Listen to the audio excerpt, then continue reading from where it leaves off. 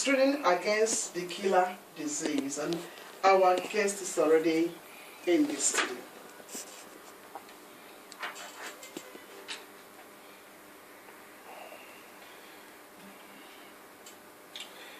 Dr. Van Es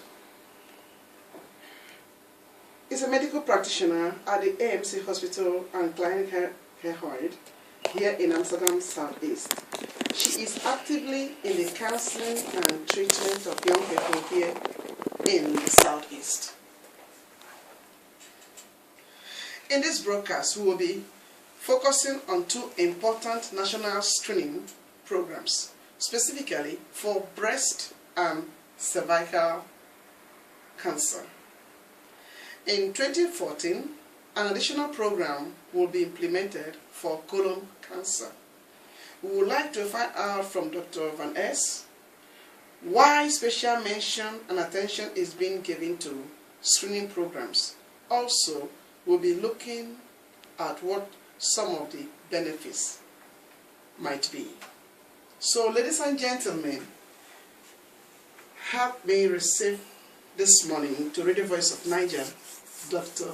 Judy Van Es. Dr. Judy Van Es, welcome to Radio Voice of Naija. Thank you for inviting me again. You know we love you so much. And we always love to have you, even though it's not always very easy to get you. It's not always easy now to get me.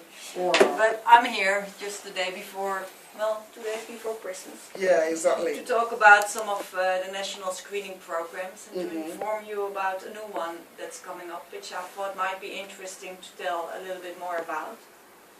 As you already told in your introduction, there's a couple of national screening programs that are organized by our government, and I'm only going to talk about the ones that are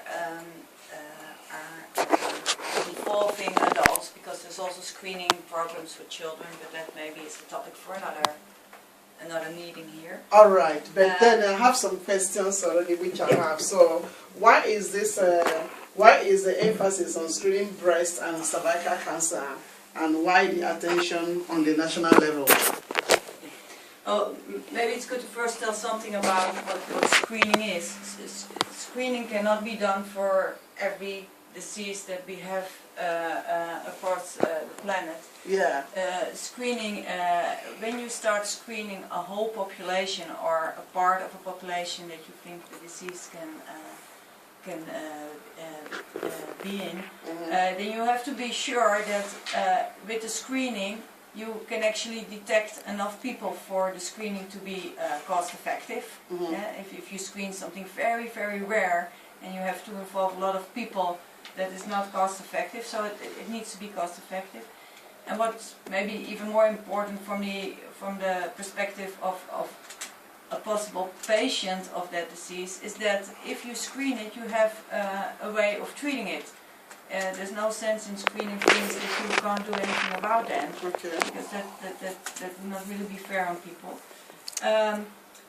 So the programs that we have now for screening, those things are covered. If you screen large amounts, in the case of breast cancer and cervical cancer, of course only women, because breast cancer in men is very rare, and cervical cancer is a kind of cancer that only affects women, because it's a body part that only women have. For these two screening programs, that has been proven that if you screen large amounts of women in specific age groups, you can actually detect enough women to say it's cost effective to do it, and if you detect them, you can actually help them to prevent getting cervical cancer or breast cancer. Okay. So, why is this emphasis on screening on breast and cervical cancer now? Well, there's not particularly any emphasis right now on it. Those two programs have been going on for years and years. Maybe I will tell a little bit more about those separate screening programs. Breast cancer is aiming at all women between the ages of 50 and 75. That doesn't mean you never have breast cancer if you're younger than 50 or you're older than 75, but in that age group, women between 50 and 75, most episodes of breast cancer occur, and in that group it is it's easy to detect by screening. If you're very young, I mean, unfortunately there are young women also that have breast cancer before the age of 50, but it's more difficult to detect through screening, and the amount of women that are younger than 15 and have it is much lower than in the age group between 15 and 75, and then screening is not really a good tool to use in order to detect it. So every woman between 50 and 75 yearly, no, not yearly, every 2 years gets an invitation through the mail to participate in breast cancer screening.